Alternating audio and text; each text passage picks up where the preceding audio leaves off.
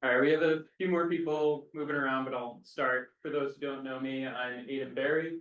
I'm the Coastal Resilience and Habitat Specialist with the DES Coastal Program. I will be facilitating our Dan and Fish Movements block.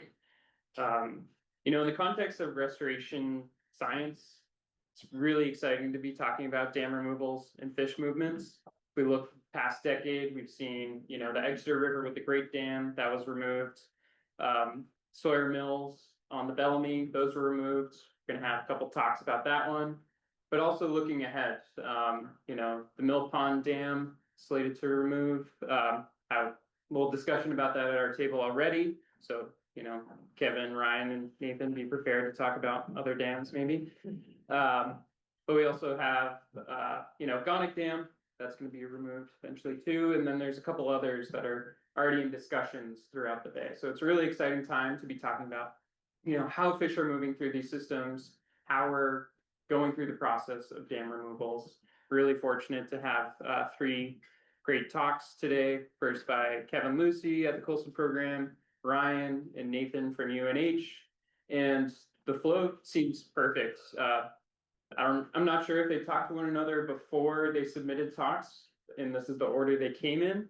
But we're first going to be talking about adaptive management of dam removals at the Sawyer Mills by Kevin, followed by Ryan, who's going to be talking about the tracking of river herring through that system.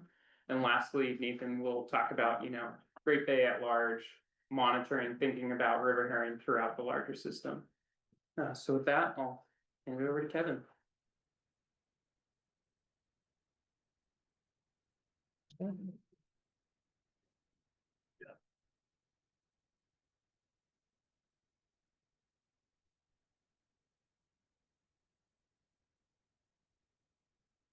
All right. I am Kevin Lucey, Habitat Coordinator at the New Hampshire Coastal Program, which is part of the Watershed Management Bureau at DES. This presentation will include a high-level overview of the dam removal project and a more in-depth description of the adaptive management processes that were enacted. I've been lead on this project since 2014. And also wanted to just point out the many partners, engineers, funders, agencies that have been involved over the years. Another map. Here we have Great Bay, 1,000 square mile watershed. Depicting the sub watersheds, we're going to focus on the Bellamy, which is highlighted in red. Here's another map. This is of the aquatic organism passage. So the lens at which fish and turtles have as they move through streams and wetlands relative to dam and culvert infrastructure. Highlighted in the inset map is a series of 5 dams on the lower Bellamy that are the focus, that have been the focus of restoration over the past 20 years. And we're going to focus on the 2 dams circled in red, which are the upper and lower Sawyer Mill dams. So ultimately, the decision to remove the Sawyer Mill dams was that they no longer conformed to safety standards for an inhabited building with 226 apartments. So in 2009, the DES Dam Bureau issued letters of deficiency to the dam owner, citing inadequate spillway capacity for high hazard dams. They're classified as high hazard because the dam abutments share the same foundation as inhabited buildings. So their failure could result in a loss of life. So the photos tell the story, obviously, but the numbers here are pretty dramatic, right? So high hazard dams have to pass 2.5 times the 100-year storm. So that number is highlighted in blue, and the capacity of the dams are highlighted in red. So not even close in some respects. Also just note that the high hazard discharge capacity standard has changed to the 1,000-year storm. That rule change happened recently. So, 10 years of planning took place, and then this dam got removed. You'll note in the lower photo that upon dam removal, there's a pier supported building crossing that made dam removal and fish passage restoration challenging. A year after that, in 2019, 2020, the upper Sawyer Mill dam was removed. So this shows some of the early stages and kind of the final stage of restoration. Kind kind of important things to note was 3,000 cubic yards of contaminated sediment came out of the impoundment, and in its place was this constructed pool and riffle jail. That here's another perspective of it. So this was designed by VHB in accordance with fish passage criteria from U.S. Fish and Wildlife and NOAA. If you look at the components of the river, you can see there are pools and riffles. You can see that we use rounded river stone. There's boulder clusters, and you can see how the flow, there's diverse flow, and really well done.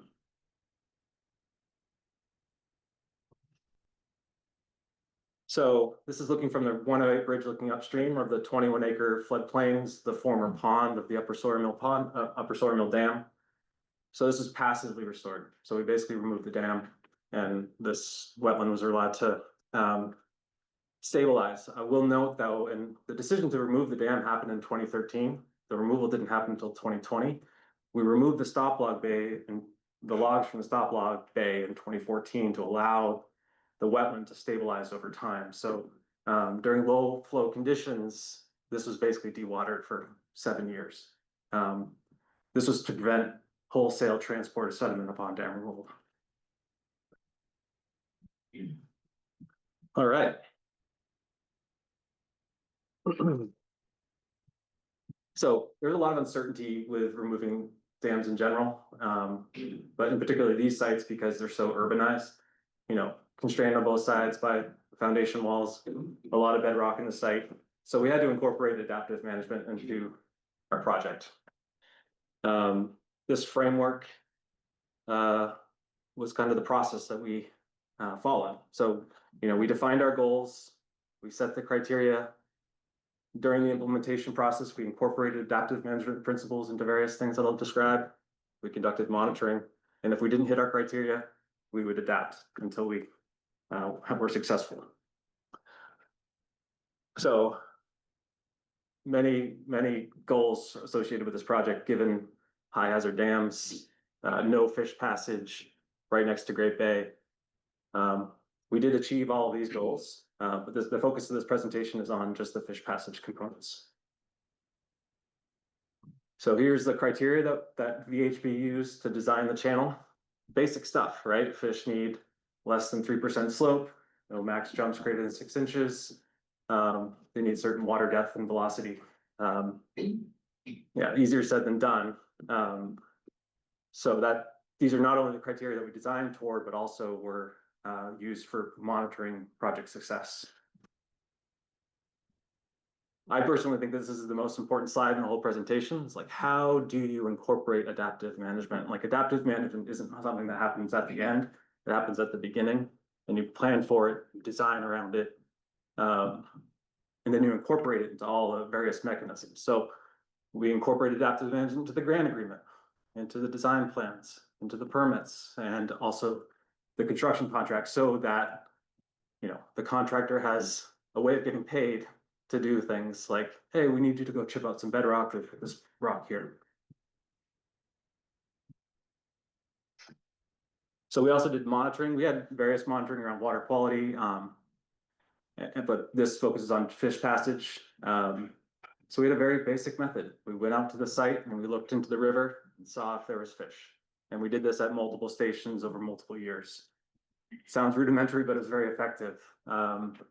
So you can see here, since the removals in 2020, the green boxes depict where we saw fish at different stations, and you can see those river miles associated with that. So over time, the fish were able to get further upstream.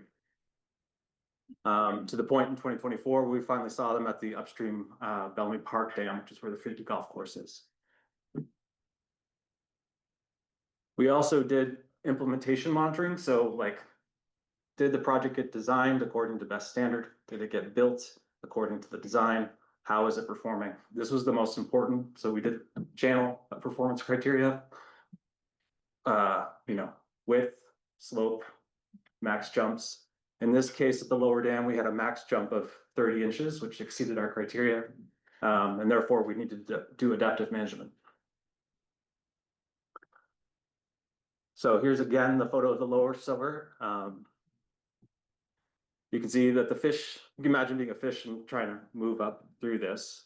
So I'll just point, like you can see the flows coming out of the zone of passage on the right, very high flow and a max jump of greater than 30 inches. On the zone of passage on the left, that went dry occasionally. So we didn't hit two of our criteria for water depth and max jump. So we moved into adaptive management.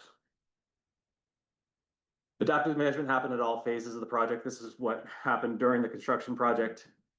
This is a schematic that the contractor and the engineer used to make the breach opening of the upper dam.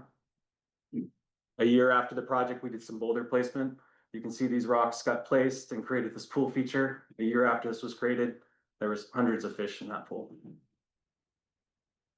And then lastly, after 5 years, we got some more grant funding. We had to design a new adaptive management plan for the lower dam. And in August 2024, we built a series of weirs to backwater the pier supported building. So you can see the pools that were created by these weirs and then the streaming flow through each of the, so it's great habitat for fish as they move through. Here's a marked up photo showing the weir placements, the red lines, the boulder placements. On the photo comparison on the left, you can note on the top photo, there's like white water, right, coming out of the zones of passage. On the bottom photo, it's more flat water. You can also notice the water level is higher in the lower. So more pool feature, more refugia fish to hide in and stage through. And then this is the finished product. You know, when I look at this, I see pool habitat, I see streaming flow, I see refugia for hiding. And you know, we no longer see fish kind of queuing up in these pools. They're able to just move right through. They don't want to hang out because they're subject to predation, right? So we don't see them anymore, effective. And then lastly, this is the first fish that we saw upstream at the Bellamy Park Dam. This is the first fish up in this reach for hundreds of years, and it's a great success. Yeah.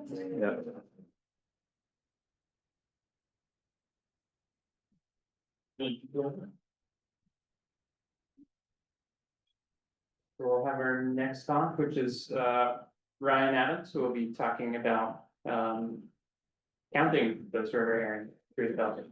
And that picture is so good. yeah. How do I use this? Is this the poop thing? Yeah. That's in this back or back laser. Ah, excellent. Okay. All right, thank you, Kevin, for the excellent lead-in. I'm going to be talking a little bit about how we can use some technology to actually see where these fish are moving in regards to these dam removal questions. First, I want to thank all these people up on screen, especially Kevin, who did a whole bunch of hard work before I got started on the project. But diving right in here, river herring actually refers to two different species of fish. Generally, we clump them together because they migrate together and they occur in the same areas. These two species are the alewife pictured above there and the blueback herring. Now, these fish spend most of their lives out in the ocean, but during their spring migrations, they will move up through estuaries into freshwater systems in order to reproduce. And then they will do the reverse, heading back out to the ocean. And we know this to be a migration strategy known as imagining, and these fish will repeat this cycle every year once they mature. River herring are super important. They are known as the fish that feeds all by the Gulf of Maine River Herring Network. Anything that can get their mouth on these guys will eat them as a tasty snack. They are forage fish, serving that key link between zooplankton and some of those bigger predators we see here.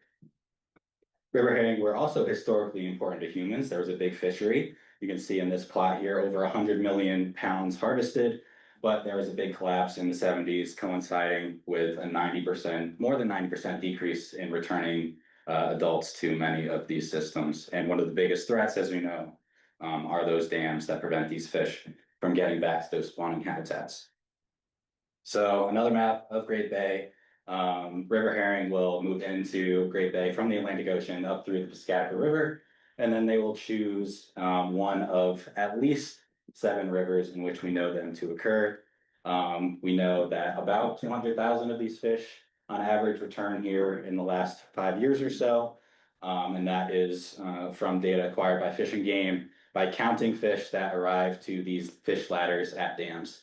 However, the Bellamy River, we know had dams, but never had a fish ladder for us to count those fish returning. So we really don't have a very good idea of how many fish show up here, what they do. We just know that they're in the river and we see them there. So with that, we had a couple of goals here. The first is to obviously assess that degree of passage through these former dam sites, but also seeing where the heck these fish go once they leave the river and go on that out migration. Specifically, can we track them leaving through the Piscataqua River out to the Atlantic Ocean, but also investigating some of these questions as to where else may they go? How long do they spend in these rivers? Do they go into the estuary? Things like that. And one really cool tool which we can use to answer these questions is known as telemetry, in which we essentially implant a fish with a little transmitter, and via communication between that transmitter and receivers we have deployed throughout the system, we can identify where a specific fish was at a specific place at a specific time. And we do that with these two types of tags here. The pit tag, we used 170 of those. Those last forever, and those are really good for tracking fish once they're in those shallower river sections. We also have 50 of those acoustic tags that we use, and those are going to help us figure out where fish are moving out in the bay and out to the Atlantic Ocean. So we tagged all these fish this spring, including a mix of blueback herring and alewives. And again, we monitored them with these receivers here. Those pit tags are monitored with these antennas that we laid across the bottom of the river in that upper image. And then we have those acoustic receivers deployed on moorings or on those concrete blocks throughout the river and estuary. To orient you a little bit to the system, we ideally wanted to catch fish at head of tide right here at that orange dot as they were beginning that upstream migration. And then we have the lower dam removal site and the upper dam removal site. There are also a couple of barriers upstream that I'm not going to talk a whole lot about today. But as Kevin mentioned, we know that fish are able to get up to this upstream most dam, but we don't know how many fish do that or how long it takes for them to get there.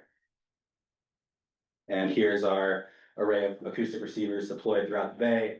You can see this clustering up in the river. I think we had 9 or so receivers up there, but we also had receivers distributed throughout the bay, other rivers, and out through the Piscataqua River. And again, these receivers are only going to be detecting those 50 fish with those acoustic tags. So we got out there this spring and we couldn't do anything because the water was so high. I know that's crazy considering the drought that we're in, but earlier this spring, there was so much water that we physically couldn't get in the river. We couldn't get our net in. We had to just wait for the water to come down. And you can see the before and after in that image there. To illustrate this a different way, that green line is the river discharge of the Oyster River from last year. And that blue line is the Oyster River from this year. And we also have estimated the discharge for the Bellamy River and that red line there. So you can see a huge spike in river flow early in the spring. Eventually, we were able to get into the river at a couple of upstream sites, and we did capture and release over 40 fish at this yellow star there. So we know these fish didn't just fly in, they had to come up through these dams here. So on its face, it seems like a smashing success. We know these fish are able to get up here, and we're actually able to see them actually leaving the river and heading back out to the bay. However, these fish seem to be in the minority of successful passages because of 126 fish we tagged and released at these 4 sites down here. Not one of them was able to get upstream past those dam sites. Now, there are a couple of reasons why this may be the case. First of all, tagging is a very stressful endeavor for these fish. We take them out of the water, we put something foreign in their bodies, and then we put them back in the water. This is known as fallback behavior. River herring are especially sensitive to this. But previous studies have found that not all of the fish tagged exhibit this behavior. And even those that do, they will hang out for a little bit and then eventually start moving upstream again. So that is always a factor to consider. Additionally, there are those high flows. These fish aren't as strong swimmers as something like a salmon. So when a river gets super high, these fish are going to struggle getting upstream. There are also some other potential movement behaviors that we saw that could be playing a role here. Particularly, we saw these behaviors known as river estuary oscillations, in which fish tagged in the upper river would make these cyclical movements back down to the lower river or even to the mouth, and then return to head of tide. And we saw this in about 36% of our fish observed with those acoustic tags. And this has been seen elsewhere in other smaller river systems, particularly where there used to be a dam further upstream. And we think that one reason this may be, why these fish may be doing this is that there may actually be spawning grounds at head of tide or just upstream of it, and that these fish don't necessarily need to get upstream of these dams. They may be happy spawning here and making these movements back downstream and upstream, potentially to avoid predation. Once fish left the river, we detected 29 of those 50 actually at the mouth of the Bellamy, and we saw 16 actually make it all the way to the finish line here and exit to the Atlantic Ocean. And we ended up seeing via this plot here, y-axis shows us how long these fish were spending in either the Bellamy or Great Bay. Each dot represents a single fish, that these fish were spending equal amounts of time in the river and in the estuary. We also saw this behavior known as straying, in which 8% or 4 of our fish ended up leaving the Bellamy River and then going into either the Lamprey or the Cochico River. And this could be the fact that they had trouble getting upstream in the Bellamy, and they may be searching out potential spawning locations in other rivers as well. So next spring, we hope to identify some of those adults that return. Those pit tags, as I mentioned before, will last forever. So hopefully we can remove some of those tagging effects in a year in which a fish returns and I don't have to tag it. And then also we hope to have improved capture methods. Ideally, we want to be capturing those fish right ahead of tide as they're beginning that migration rather than catching them further upstream. So hopefully with a new net and a new location and lower river flows, we'll be a little bit more successful in that endeavor. Even still, this project showed us a couple things that Great Bay, neighboring rivers, and tidal areas are important habitat for river herring in the Bellamy River. And this is likely true for river herring populations in other rivers as well. We know that river herring are able to pass those dam removal sites, but passage in this case may have been limited by fallback behavior, high flows, or the existence of suitable spawning habitat downstream. And lastly, telemetry can help us assess some of these questions in regards to dam removal and fish passage. And with that, I will turn it over to Nathan, who will talk about some other methods we can track river herring.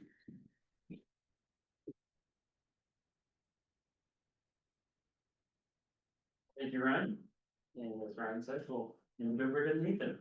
Talk about methods and strategies for counting river herring to the future. Awesome, thank you.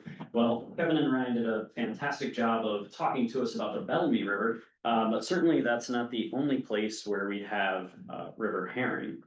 And we're currently, as Barry alluded to, like we're in an era where dams are getting removed, and overall it's a good thing. Increased connectivity is good, but from a management standpoint, it might also provide a challenge that we need to respond to. And so dams are not great for fish passage, even if they have a fish ladder, but they're really good at helping us count how many fish are coming to that specific river or to that specific site, because you're aggregating those fish into these fishways that New Hampshire Fish and Game can then either use electronic counters, or they can hand count them or use cameras and videos, etc. And so it allows us to at least track a resource, even if that resource is going down. We can feel pretty certain about the status of that resource. But as dams come out, we need robust scientific information on what these river herring populations are doing. Communities crave it. Obviously, New Hampshire Fish and Game requires it to do their job. And so when a dam comes out, they're limited to other methods, such as like visual time counts and such that have a lot of issues with them, but I only have 5 minutes, so we're not going to talk about those. And the time is now to be thinking about this because there are a lot of dams potentially coming out. You know, obviously Mill Pond Dam is one that's talked a lot about, but also the Gonic dams. and then further going to the Pickpocket Dam on the Exeter are all photoed here. And so certainly telemetry that my lab uses is a really nice, useful tool for understanding things like passage and habitat use, but we only get info on the fish that we tag. We don't know what's going on to the broader population. So in this talk, I only again have a few minutes, so I just want to give two potential technologies that I think personally could be useful, but very open to further discussions and other methods. So oftentimes we use cameras, like using actual imagery, but they have very short range. They generally only work well during the day, and oftentimes you got to actually force fish to go by them. Potential alternative to this, we'll see if this works, is acoustic imaging, that you get more range, maybe still not all the way across an entire river, but maybe now 10, 20, 30 meters across a river. And this multi-beam product would actually allow you to see individual fish and thus count them as they go upstream. So this actually helps us count fish, which is good. It works day and night, and has an increased sampling window compared to cameras, but they're really expensive. There's a reason why we don't have them. And they still don't work in every river in the same way. It takes a lot of testing and finding the right spot. Another technology is eDNA. And certainly Jeff and Allison, I think, are both here today, which is fantastic. But the idea, and this still sounds like science fiction to me, that we can take a water sample and figure out what critters were there. And there are species-specific primers for both alewife and blueback herring to allow for this.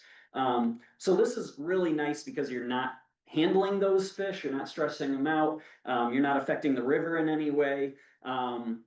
But it doesn't necessarily directly count fish. Not to say there aren't ways to get there. And so that means that you're going to have some site-specific validation that's going to be required as you try to use this. Now, the good news is that other folks have been integrating these technologies already. So for example, down in the Chesapeake, this paper by Fowler et al. Out of Matt Ogburn's lab, they used both this acoustic imaging and the eDNA combined to try to actually validate the eDNA, because eDNA is a lot cheaper to be using moving forward. And so just as an example, you can kind of see on these plots, like the bars are showing you the relative concentrations of the river herring through the eDNA versus what counts they're getting off of the acoustic imaging. And overall, you can get pretty good agreement and then even make it species specific. Unfortunately, we had a similar project trying to link eDNA with fish ladder counts, but also with telemetry through the Nurse Science Collaborative, but then that was shelved.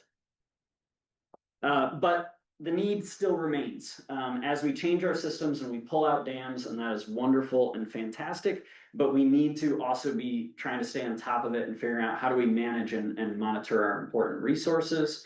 And so that time is now to try new things, figure out what works, develop the protocols for them, such that we can improve river herring monitoring and try to better understand what's going on in Great Bay. So thank you.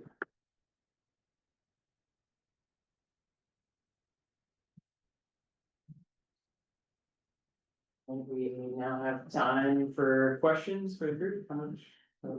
15. 15 minutes? Mhm. Yeah. I think we have mics for you guys. What's that? Hey, great talks. This is for Ryan, I think, actually, because right here. So some fish you were able to catch up in the upper part above the dam, and some in the lower part, and they didn't really move. Could you tell what the age was? Is that a factor? Like, do they just come back to the same spot? And it's like the young from last year that may be going up further now, or exploring areas and things like that? Yeah, that's a good question. We can figure out the age of these fish by looking at the samples we collected for every fish. What we did see was that those fish that were caught further upstream were bigger, so you would assume they may be stronger. And they're also predominantly alewives, which tend to spawn in slower, deeper water, which is what we found up there where we were catching those fish, compared to the blueback herring spawning in shallower, slightly faster moving water. And that was predominantly what we saw in those downstream sites. Yeah, go ahead. And a quick thing to add to that is that generally alewife want to push further upriver. They want to push further up into the watersheds than bluebacks. Bluebacks maybe are a little bit lazier. They take after me maybe.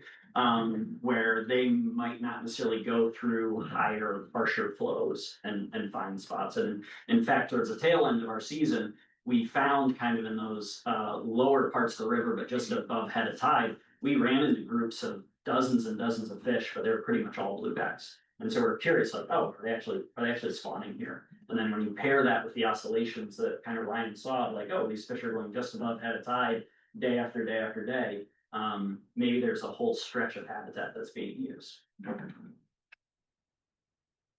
Just to add to that too. Oh, yeah, go for it. So the first dam on the Bellamy was moved in 2004. So for the past 20 years, there's been 0.25 mile reach that probably blueback have been using, right, to maybe bolster that population. And I saw the same things for the past 5 years, like smaller fish are pooling downstream, the bigger fish are up, you know, from what we can see looking in the river, it looked like the smaller fish are downstream, the bigger fish are upstream. Melissa?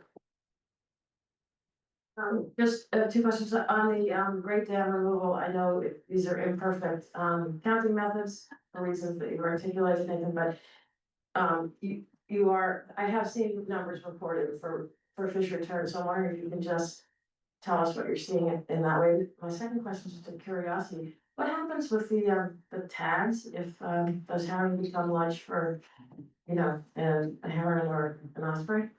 Do you want to handle the second one? Or do you want? Sure, I can talk about that one. Yeah, so the tag will stay on and will stay pinging.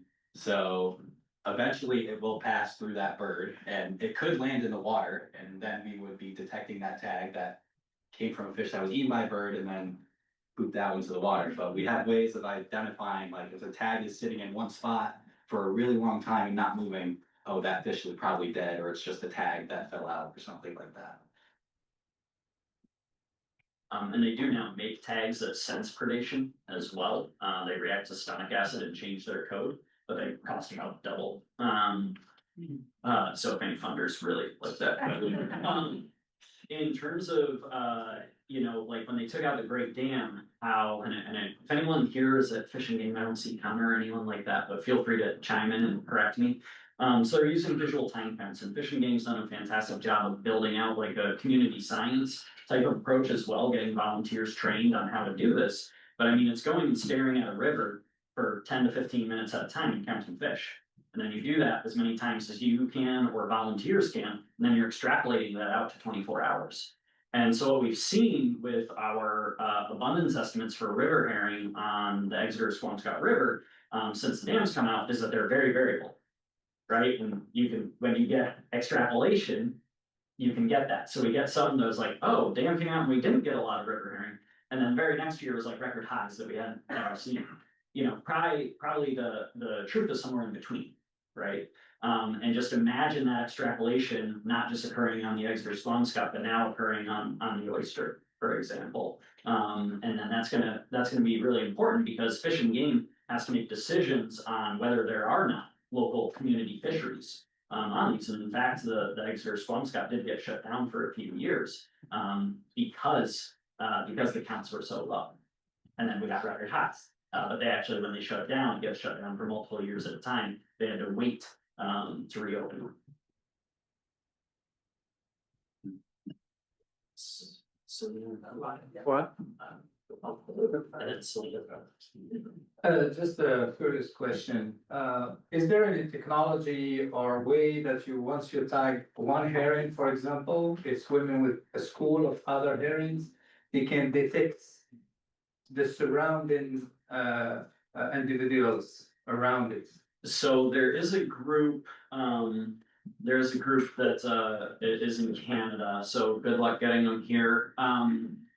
They build drones, underwater drones, and what they've done is build those to have a receiver on board such that they can essentially follow the school. So they've done this with like whitefish in the Great Lakes and lake trout as well. They don't move around a ton, but I think it'd be a lot more challenging to do a highly migratory species like river herring that's moving a lot faster. But so that's the closest I've come to that. Like more sci-fi ideas, like there's folks on UNH's campus that are building robotic fish. And so now if you kind of take that ROV capacity that's filming things, but now you put it in a robotic fish that could then follow a school and a tag, like that would be really cool. But I think Selena had hand up. This is a question for Ryan or Nathan. Well, Ryan, in your presentation, you had sort of like this average 7-day residence time in the river and the estuary, but then you had a pretty large distribution of fish staying up to like 20 and 30 days. So I was just wondering, is there like a time limit on this spawning window where you have them above a certain amount of time staying in the river, where you would suppose that they're unsuccessful? It's hard to know whether or not a fish was successful in spawning just based on how long it stays in the river. Because some fish come up, spawn once, leave, that's a successful spawner. Some fish stay longer, spawn multiple times, that's also a successful spawner. But could also not be a successful spawner because we didn't see any spawning activity. We just think it's there, so hard to know based on residency if a fish was successful or not. Can go with Steve. You get the microphone. Yeah, I think this is mostly directed to Kevin. Talking about dam removal, beyond, I mean, as well as fish passage, but, in terms of dam removal, how do you manage the contaminated sediments that build up behind there? I know this is a big concern at Mill Pond in Durham, so, and a lot of people have questions about that. Yeah, it's the big question. So, you know, most of our dams around here are run-of-river dams. They're generally 15 feet tall, and my observation is that all of them have about 3,000 to 4,000 cubic yards of sediment that is potentially mobile. So if the dam gets removed, the question is that sediment going to move downstream? And then the associated question, what's the physical effect of that sediment on downstream habitats? And then also the contaminant issue. So DES has guidance on the assessment of volume calculation, downstream transport, and chemical composition. And basically, you know, we've in Gonic, Sawyer, Mill Pond, all have results exceeding ecosystem risk criteria, which are very sensitive. Often, they're not always often exceeding human health standards, but so when they exceed ecosystem risk criteria, our guidance is to take it out. And when that happens, it's removed in a controlled manner and disposed at a controlled landfill. And the contractor is required to demonstrate that they find a place that it can be deposited safely. In the case of Sawyer Mill, they actually brought it to Nashua. So it's in general is how it happens. Yeah.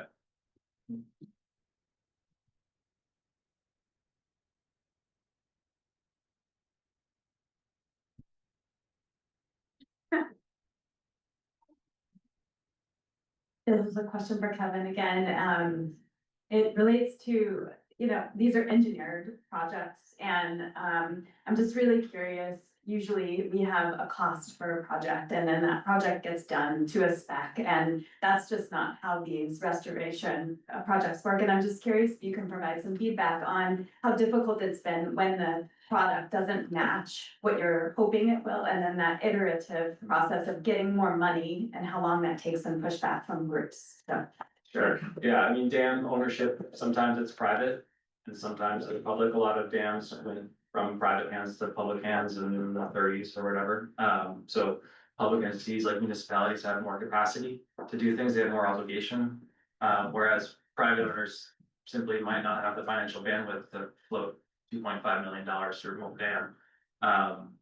So that's the role of, my role is often to provide technical and financial assistance to dam removal. People consider entities considering dam removal, and I have partners at the Dam Bureau and others throughout state agencies that do that. fundraising through grants. And in the case of Sawyer Mill, this is, started in 2013. We had 15 different grants that funded that. So just nowadays, or when the VIL was in place, we could fund a dam removal with 1 grant, so just the bandwidth that it took to like administrate 15 grants over time. Yeah, in terms of products not achieving the outcome that we intended, which is kind of, you learn through the Exeter dam removal project that you have a plan in place, and if it gets built, the contractor gets paid, and then like you don't like how it looks, well, you have to go amend your permit, you have to go get new money, you have to amend your contracts, you have to mobilize.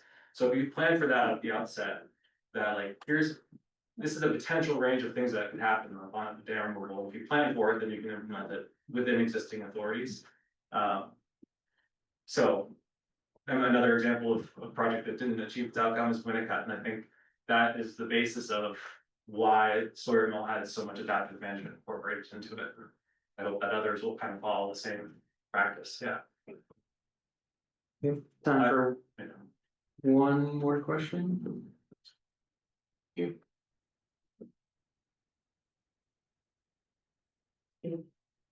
Nathan, you had been talking about the problems with extrapolation when people are trying to do these visual fish counts. How were these dealt with when people were still doing visual fish counts, but there were fish letters on the dams? That's a good question. I'm not sure how much visual time counts were done before the dams were taken out. Yeah, I'm not sure. We'd have to ask Fish and Game, because like I know, for example, on the Great Dam, like where they go do the fish counts right now, it's like literally on that bridge, just upstream of where the Great Dam was taken out. Like, right, you couldn't have done a visual time count there before. But I also don't want to say that they didn't do any sort of calibration or anything like that. I'm just not knowledgeable of it. Well, thank you, Nathan, Ryan, and Kevin.